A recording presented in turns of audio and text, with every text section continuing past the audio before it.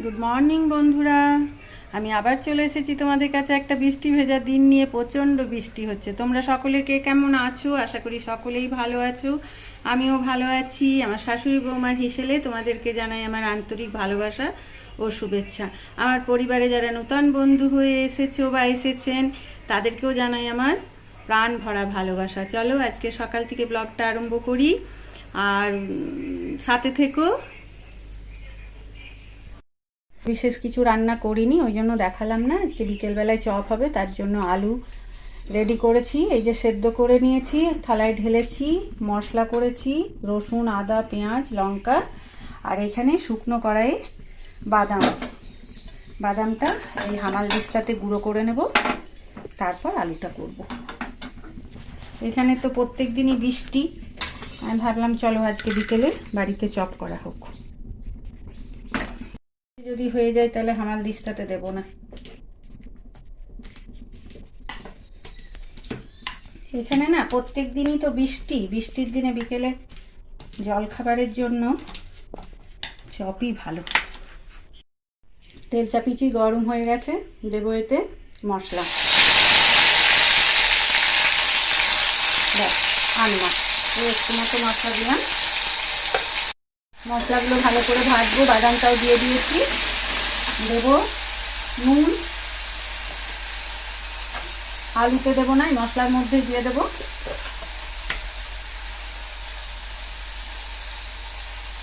নুন, বেসনে তো দেবো, এখানে একটু কম করে দিলাম। আর দেবো একটু হলুদ।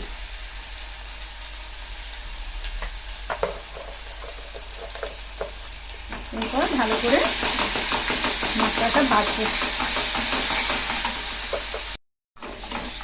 ভালো করে ভাজা যায় যাতে কাঁচা মশলার না গন্ধ বেরোয়।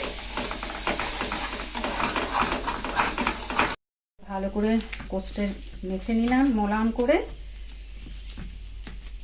আর এখানে আর কিচ্ছু দেবো না, সব মশলাতেই দেওয়া আছে, মশলার মধ্যেই দিয়ে দেবো।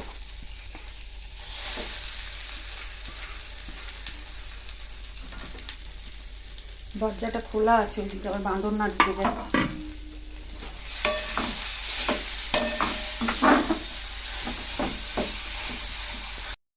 এই যে ভালো করে মিশিয়ে নিলাম মশলাটা। ভালো করে মশলাটা মিশিয়ে নিলাম। এরপর ঠান্ডা হবে, বিকেলবেলাতে হবে।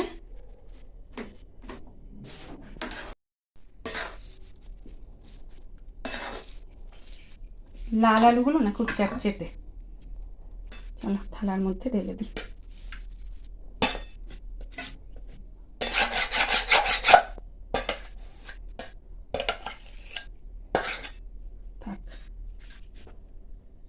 কমপ্লিট, চপের আলু রেডি। এই যে চপের জন্য বেসন নিয়েছি আর তেল চাপিয়েছি। তেলটা জ্বালিয়ে দিই কড়াইটা। আর এখানে বেসনে নুন দিয়েছি, আগেকার একটু বেসন ছিল ওর সাথেই দিয়ে দিয়েছি। আর এই একটু মতো একটু 1 চিমটি বেকিং সোডা দেব, বেশি দেব না, একদম এই 1 চিমটি। ব্যাস, এরপর ভালো করে ফেটাবো।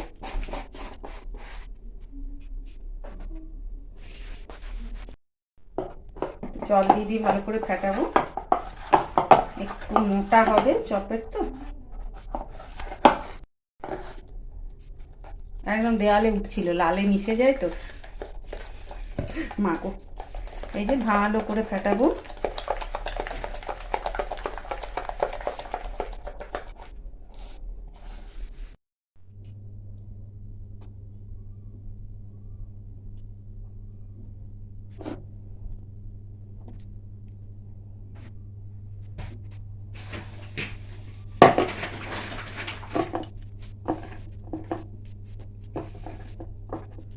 একটা একটা করে করছি।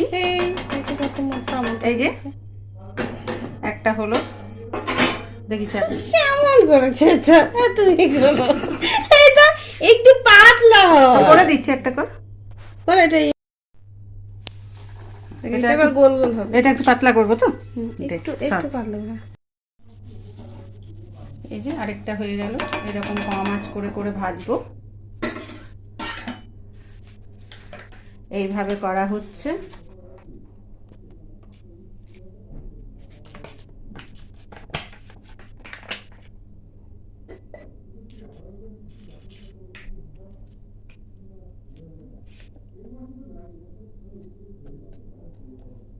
এই পদ্ধতিতেই গোল গোল করা হচ্ছে। চলো এইভাবে করে নিই।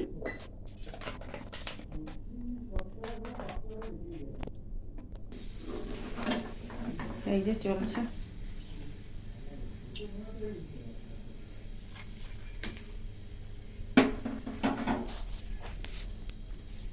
হয়ে গেল গরমা গরম চপ। বাইরে ওয়েদার খুব ঠান্ডা, আমরা সব এবার সন্ধ্যেবেলায় চপ মুড়ি খেতে যাব।